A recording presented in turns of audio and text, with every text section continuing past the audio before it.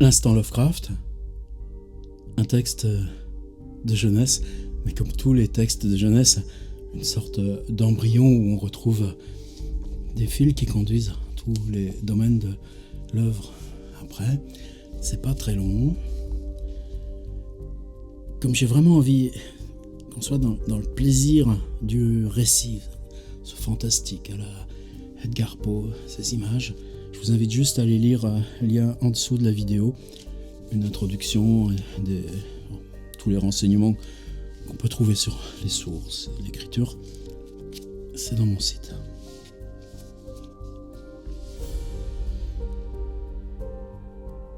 Il y a une exergue, elle est de Virgile, qu'au moins dans la mort je repose en paisible demeure. En rapportant les circonstances qui ont conduit à ma réclusion dans un asile pour les fous, je suis conscient que ma situation présente un doute naturel quant à l'autorité de mon récit. Malheureux constat que la plus grande partie de l'humanité ne dispose que d'une vision mentale trop bornée pour accorder poids avec patience et intelligence à ces phénomènes isolés qui jurent avec leur expérience commune et que seuls voient et perçoivent les quelques-uns qui sont dotés d'une psychologie sensible. Les hommes d'une intellection plus large savent qu'il n'y a pas de distinction tranchée entre le réel et l'irréel, et que toutes choses n'apparaissent comme elles le font que par la vertu du délicat média individuel, physique et sensible qui nous en induit la conscience. Mais le matérialisme prosaïque de la majorité condamne comme folie les flashs de la super-vue qui fissure le voile ordinaire de l'évidence empirique. Je m'appelle Jervas Dudley, et mes qualités de rêveur et visionnaire datent de ma première enfance.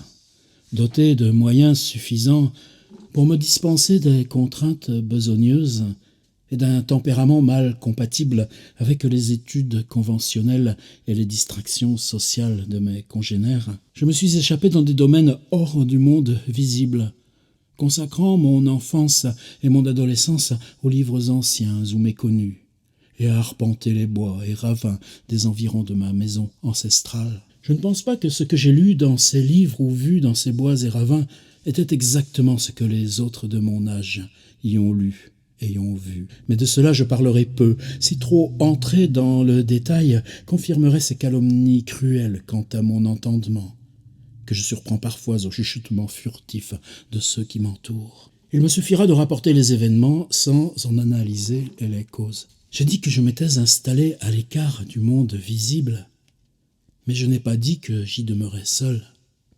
Aucune créature humaine ne saurait le faire. Faute de bénéficier du compagnonnage des vivants, on est inévitablement tiré vers le compagnonnage de choses qui ne vivent pas ou ne vivent plus. Il y a près de chez moi une ravine singulièrement boisée, dans la profondeur ombreuse de laquelle je passais la plupart de mon temps à lire, penser et rêver. J'ai effectué mes premiers pas d'enfant sur ces pentes moussues, et les branches grotesquement distordues de ces chênes ont forgé mes imaginations d'adolescence. Et j'ai fini par trouver la dryade régnant sur eux tous, si souvent contempler leur danse sauvage dans les rayons évanescents d'une lune finissante. Mais de ces choses, je ne dois pas parler maintenant. Je parlerai seulement de ce tombeau solitaire, dans le plus sombre et profond hallier de la colline, le tombeau abandonné des Hydes. Une famille ancienne et de haut rang, dont le dernier descendant fut déposé dans l'opacité de son abri bien des décennies avant ma naissance. Le tombeau dont je parle est d'un granit ancien, érodé et décoloré par des générations de brouillards et de pluies. Creusé à l'arrière de la colline, on ne découvre l'ensemble que juste devant son entrée. La porte qui le défend, solennelle dalle de pierre, tient par des charnières rouillées de fer, condamnées de façon étrangement sinistre par de lourdes chaînes de fer et des verrous selon l'horrible mode d'il y a un demi-siècle. La demeure de cette lignée, dont les descendants sont inhumés ici, couronnait autrefois la pente abritant le tombeau. Mais elle avait disparu depuis longtemps, victime de flammes qui jaillirent après qu'une foudre désastreuse l'ait frappée, de ces éclairs qui, à minuit, détruisirent ce lugubre domaine. Les plus vieux habitants de la région parlent parfois à voix basse, avec réticence, faisant allusion à ce qu'ils nomment vengeance divine, d'une façon qui, ces dernières années, accrut sensiblement la forte fascination que j'eus de toujours pour le sépulcre enfoui au plus sombre de la forêt. Il n'y eut qu'un seul homme à mourir dans cet incendie. Quand le dernier des Hyde fut enterré en ce lieu d'ombre et de tranquillité, le triste réceptacle de cendres avait été apporté d'un pays lointain, là où la famille avait trouvé refuge quand le domaine fut détruit. Personne n'était resté pour fleurir la porte de granit, et bien peu pour braver les ombres angoissantes qui semblaient balayer si étrangement la pierre usée par les intempéries. Je n'oublierai jamais cet après-midi où, pour la première fois, je butai sur la porte mi-dissimulée de la mort.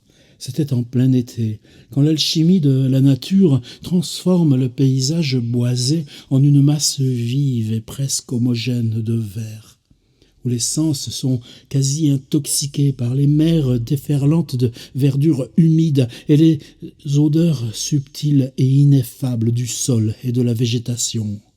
Dans un tel environnement, le temps et l'espace se font choses triviales, irréelles, et les échos d'un passé préhistorique oublié viennent instantanément battre sur la conscience ensorcelée.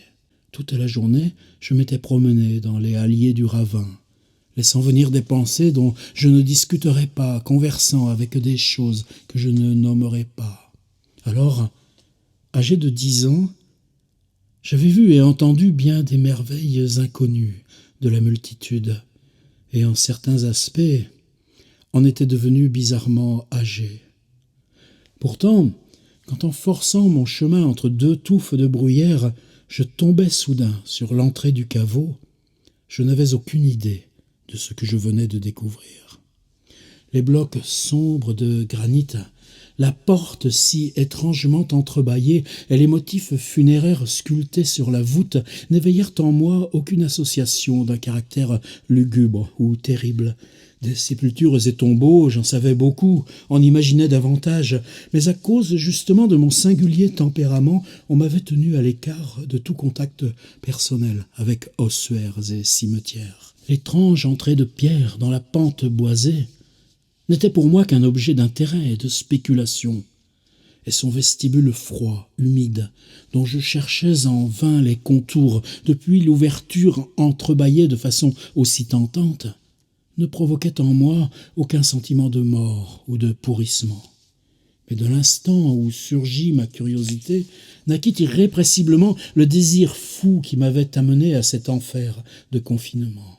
Éperonné par une voix probablement émise par l'âme hideuse de la forêt, je me résolus à entrer dans ces ténèbres attirantes, malgré les lourdes chaînes qui en barraient le passage.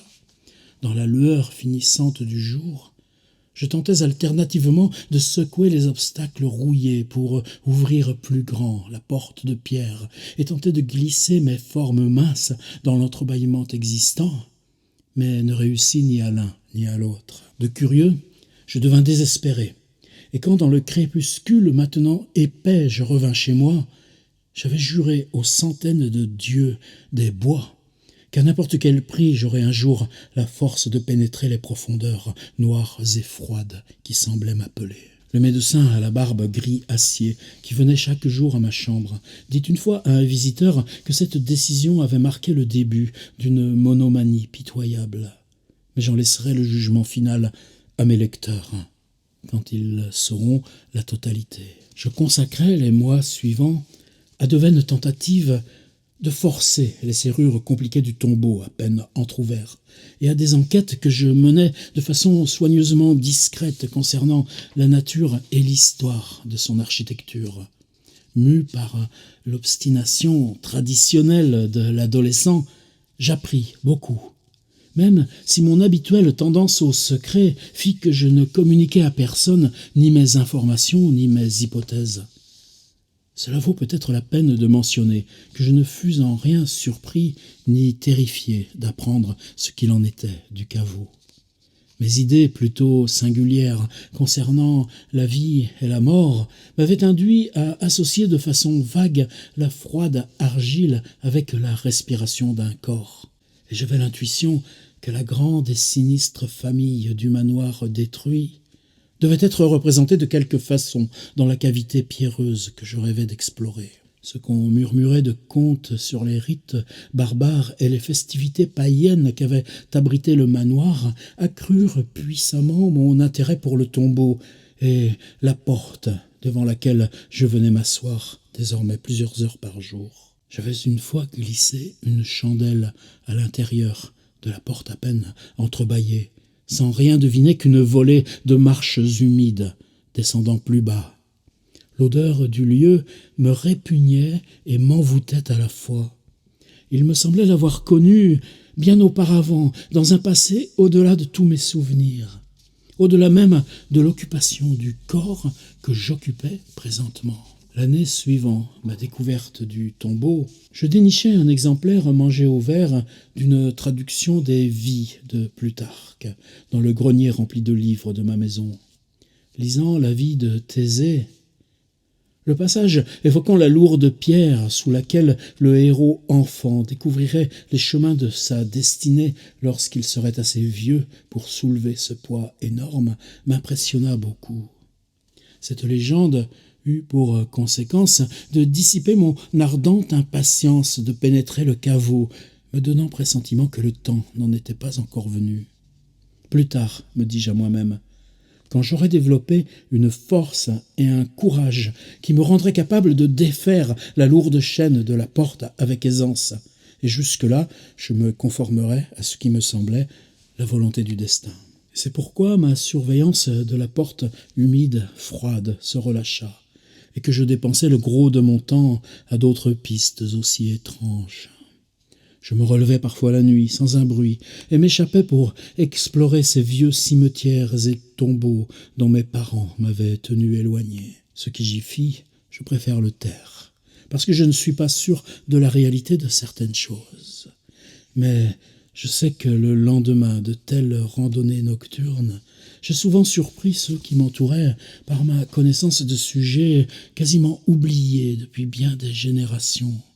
C'est après une telle nuit que je choquai les miens par une étrange sortie concernant l'enterrement d'un propriétaire riche et réputé, nommé Brewster, dont l'histoire locale avait retenu qu'il mourut en 1711, et dont la pierre tombale en ardoise, arborant un crâne et des os gravés, tombait progressivement en poussière. Dans mon imagination enfantine, je ne supposais pas seulement que le croque-mort, Goodman Simpson, avait volé les chaussures à œillets d'argent, les chausses de soie et la chemise de satin du défunt avant sa mise en terre, mais que Brewster lui-même, partiellement inanimé, s'était retourné à 2 reprises dans son cercueil recouvert de terre le jour suivant son enterrement. Et jamais l'idée d'entrer dans le tombeau ne s'éloigna de mes pensées. Cela renforcé par la découverte imprévue que ma propre ascendance maternelle avait au moins un lien éloigné avec cette famille des Hyde supposée éteinte. Le dernier de mon ascendance paternelle, j'étais donc le dernier de cette vieille et encore plus mystérieuse lignée. Il me sembla peu à peu que ce tombeau était mien, et d'aborder avec une hâte neuve le temps où je pourrais franchir la porte de pierre et descendre ces marches de dalles visqueuses dans le noir.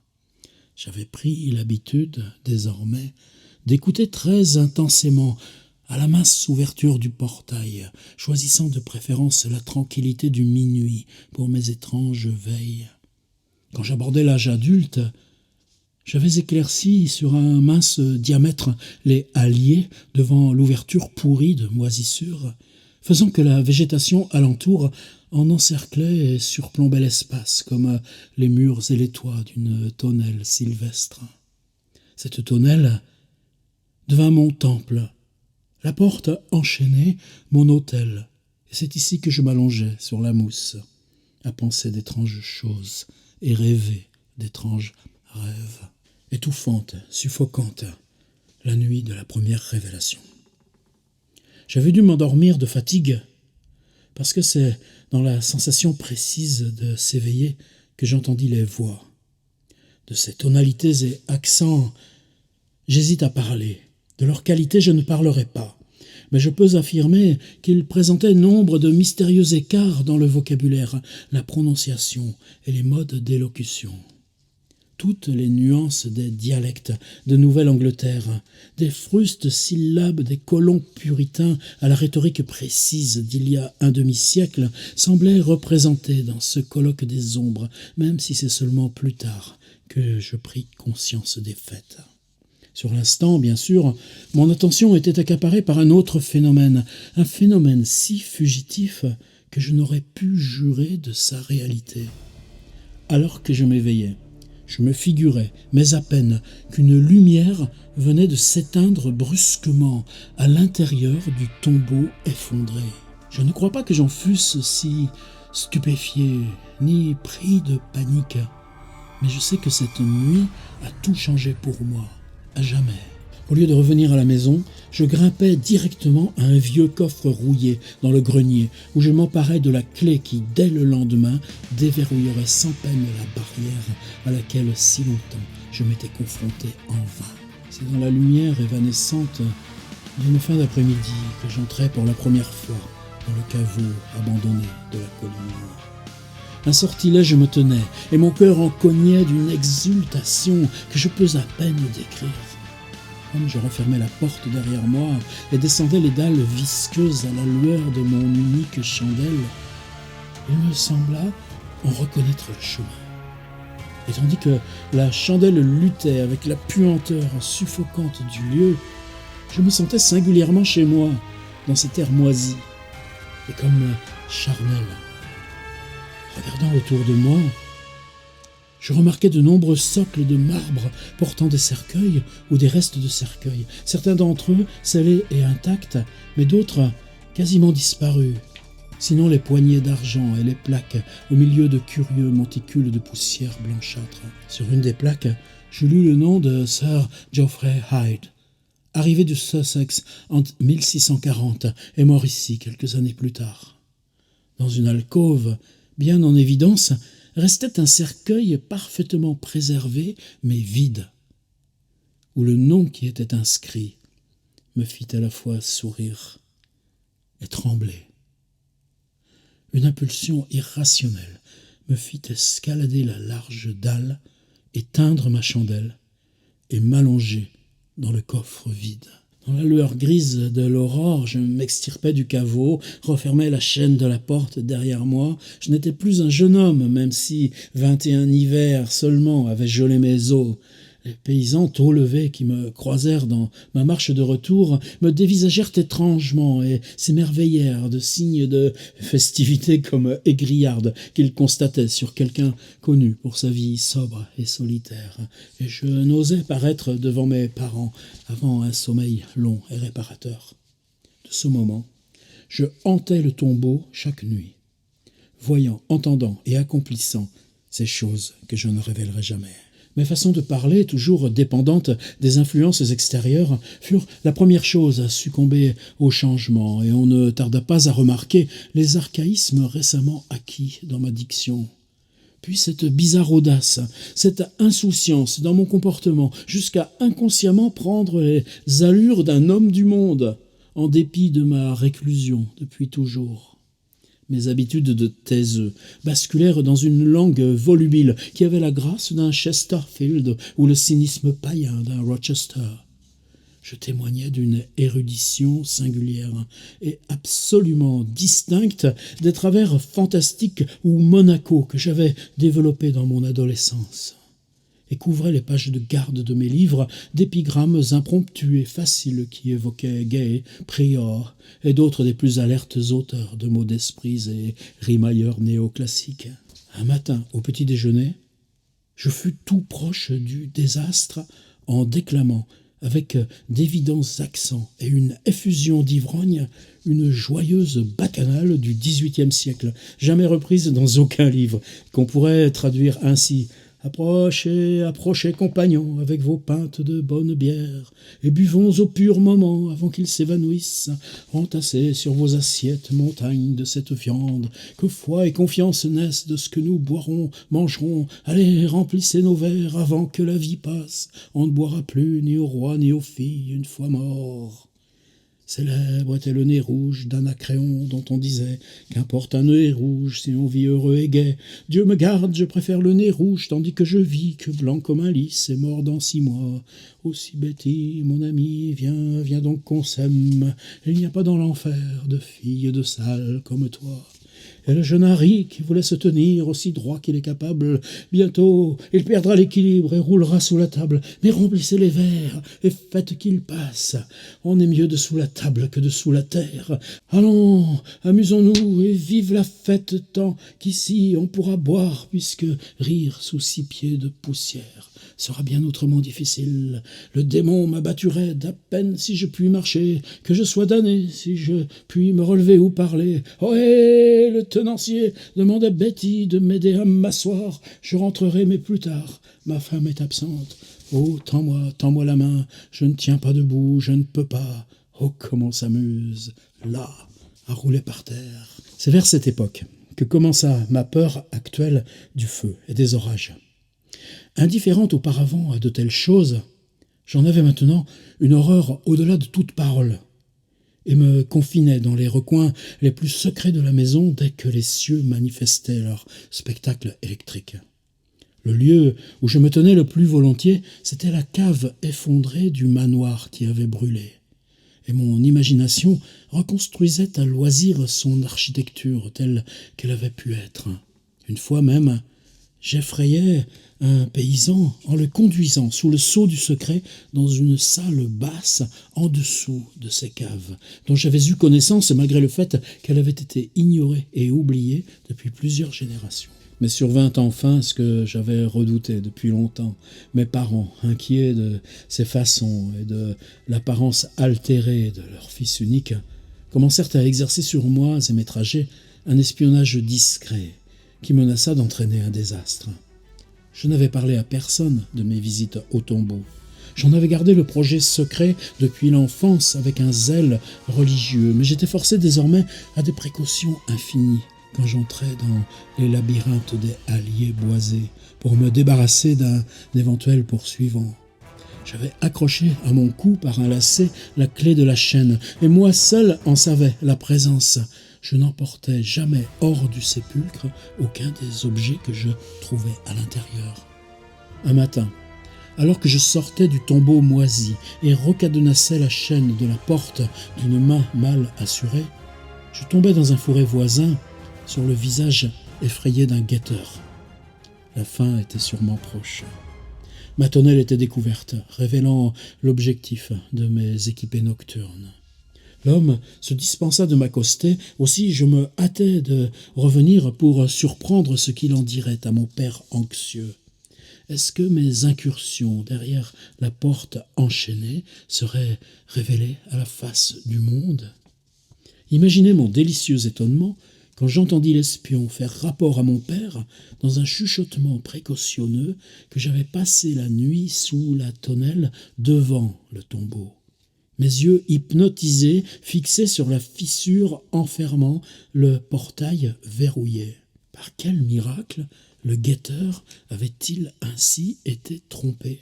J'étais convaincu désormais qu'une instance surnaturelle me protégeait. Rasséréné par cette circonstance tombée du ciel, je commençai à reprendre mes visites au tombeau sans plus me défier, confiant que nul ne pourrait témoigner de m'y voir entrer.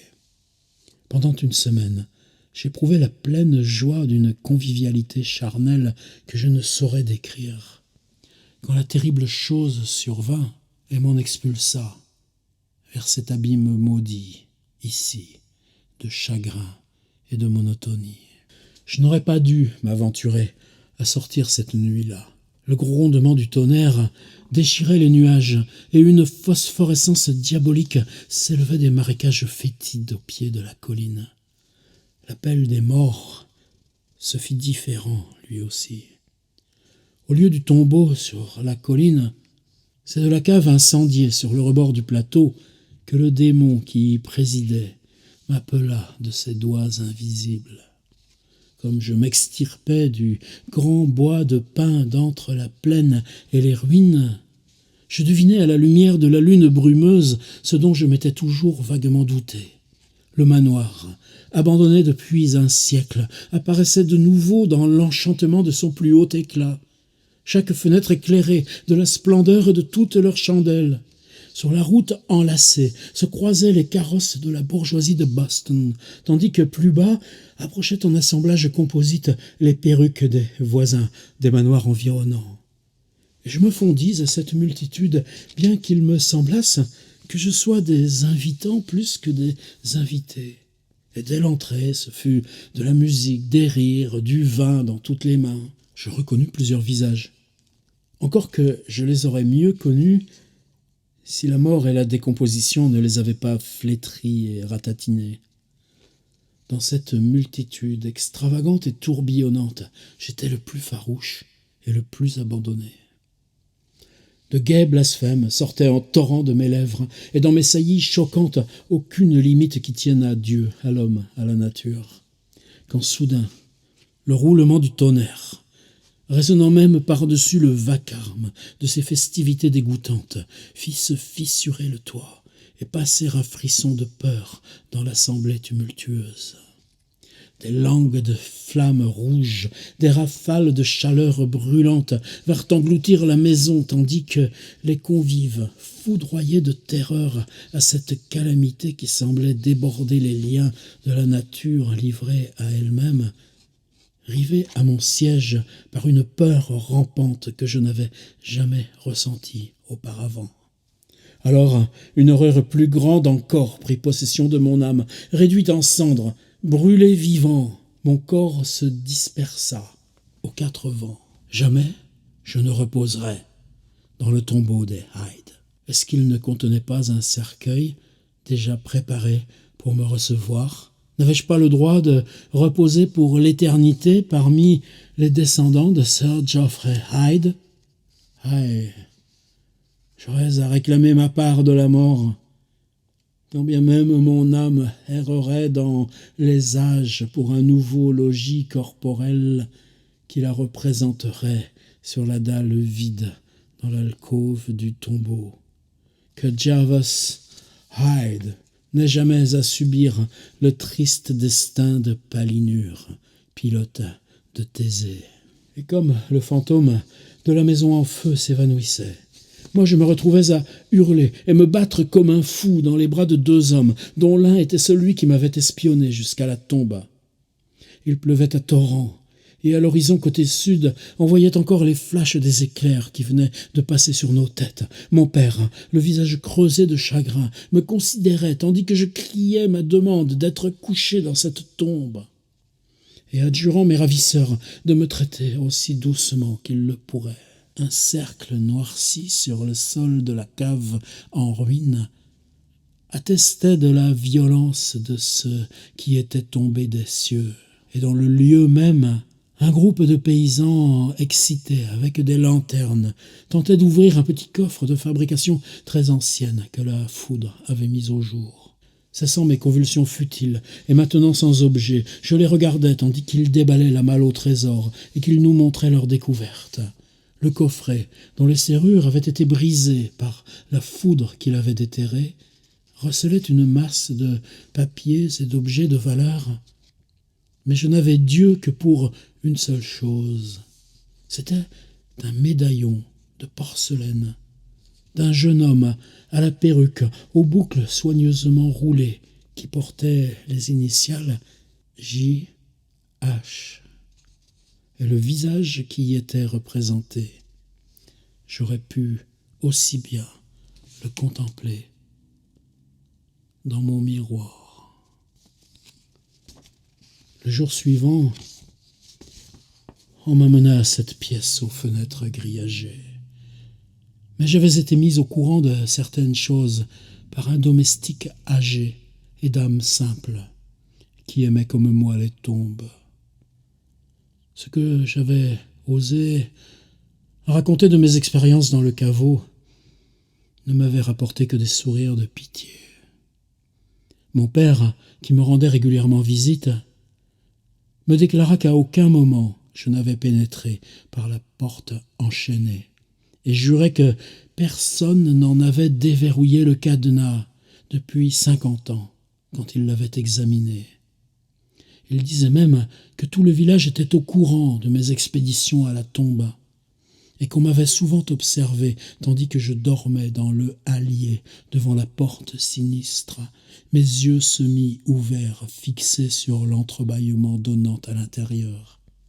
Et je n'avais aucune preuve tangible à opposer à ces assertions, ayant perdu ma propre clé du cadenas dans les secousses de cette nuit d'horreur. Il déniait ces choses étranges du passé que j'avais apprises durant ces rencontres nocturnes avec les morts, les expliquait par ma boulimie de toute une vie à lire les anciens volumes de la bibliothèque familiale.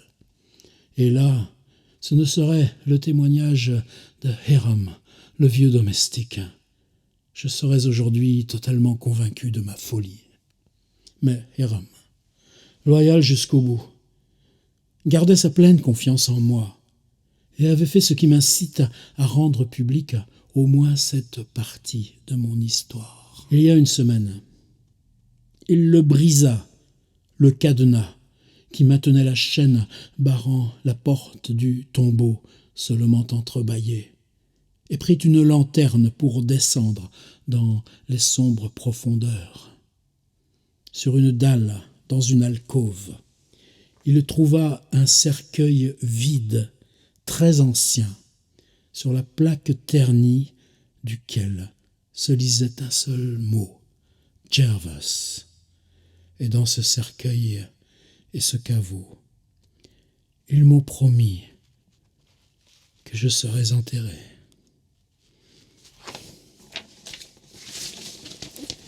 Première lecture, tout frais traduit. À voir si on en fait un petit livre ou pas, ou si je le garde. C'est là que ça se passe, non?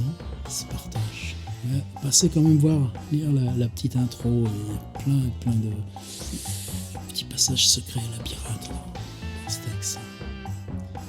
Version podcast disponible aussi pour ceux ou celles qui l'écoutent en voiture. Pas en famille, attention, ça peut être troublant. À tout bientôt.